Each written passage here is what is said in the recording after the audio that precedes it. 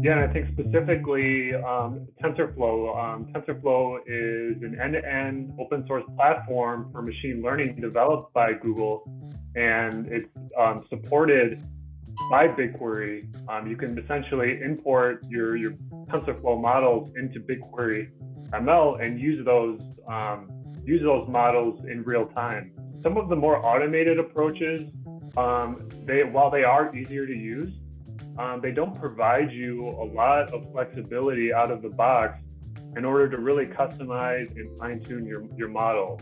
So if you're working in a scenario where you really require very high accuracy models or models that are really performant and train over GPUs or TPUs, then those more automated solutions might not work for you. You might need a more customized solution, and that's where TensorFlow and working in AI platform Jupyter Notebooks comes in.